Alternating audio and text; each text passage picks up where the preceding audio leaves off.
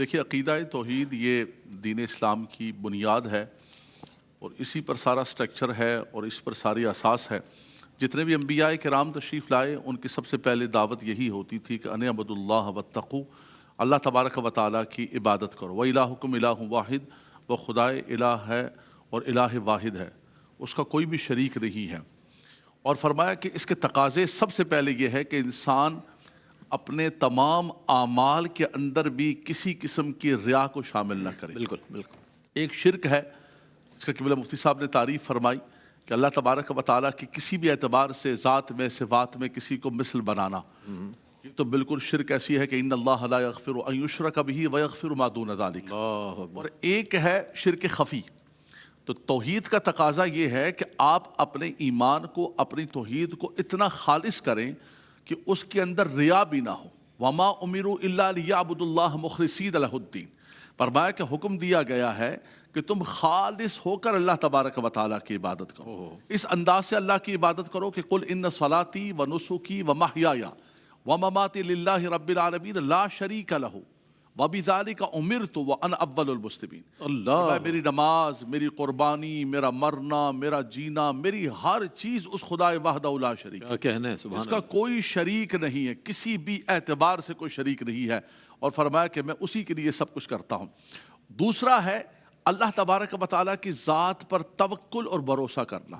دیکھیں یہ دنیا عالم اسباب ہے، رب تبارک و تعالیٰ نے یہی فرمایا کہ وَأَن لَيْسَ لِلْإِنسَانِ إِلَّا مَا سَعَىٰ، انسان کو وہی ملتا ہے کہ جس کی وہ سعی کرتا ہے، کوشش کرتا ہے، اسٹرگل کرتا ہے، محنت کرتا ہے۔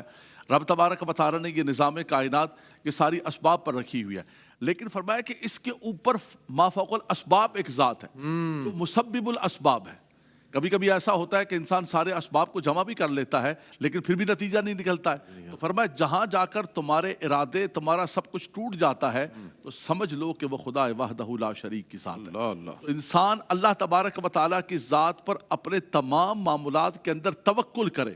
ابھی ہم چند دن پہلے جنت کا بیان کر رہے تھے اور اس کے اندر حدیث پاک کے اندر آیا کہ 70,000 افراد بغیر حساب کتاب کے جنت جائیں گے۔ ان کی پہلی صفت یہی بیان کی حدیث پاک کے اندر کہ وہ اللہ تبارک و تعالیٰ پر ایمان رکھتے ہیں اور ایمان کے ساتھ ساتھ اللہ کی ذات پر ان کا توکل کامل ہے۔ بے شک بے شک۔ اذا عزمت فتوکل علی اللہ، سبحان اللہ۔ فرمایا جب کسی چیز کا عزم کر لو تو پھر اس کے معاملات کو، انجام کو اللہ تبارک و تعالیٰ کی ذات پر چھوڑ دو۔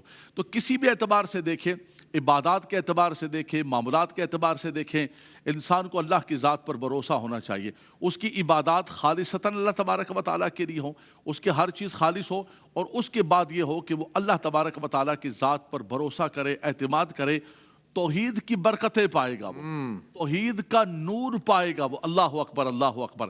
ہمارے اساتذہ کرام قبلہ مفتی صاحب کے بھی، ہمارے بھی حضرت علامہ فقی ملت علامہ عبدالحکیم شرف قادری صاحب رحمۃ اللہ علیہ، ہم جامعہ نظامیہ میں پڑھتے تھے، عصر کے بعد ان کے پاس بیٹھتے تھے تو بچپن سے آپ یقین کریں، بچپن سے ایک طالب علم ہوتا ہے نا، ہمارے عقیدوں کے اندر، ہمارے اس کے اندر توحید کو مضبوط کرتے تھے کہ بیٹا یہ سٹرکچر ہے ہمارے دین اسلام کا۔ آج تمہارے ہاتھ کے اندر چھوٹا سا رسالہ ہے اور تم جو ہے ضرب یضرب ضربا فہو ضارب میزان پڑھ رہے ہو، منشئ پڑھ رہے ہو، لیکن آج سے اپنے عقیدہ توحید کو مضبوط کر لو۔ یہی بنیاد ہے، اب یہ بنیاد ہے، اس پر جا کے تمہارے سارے دین اسلام کا اور ایمانیات کے سارا ہوگا۔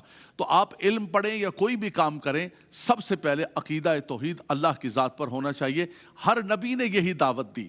اگر وہ رب تبارک و تعالیٰ کو خدا وحدہ لا شریک مان لیتے، اس نبی پر ایمان لے کر آ جاتے، یہ دو بنیاد ہے، بے شک۔ ایمان باللہ اور ایمان بالرسالت۔ فرمایا کہ رب تبارک و تعالیٰ باقی انسان کی غلطیاں ہیں، گناہ ہیں، رب تبارک و تعالیٰ ان کو معاف فرما دیتا۔ یہ بنیادی توحید کے تقاضے۔ کیا کہنا ہے۔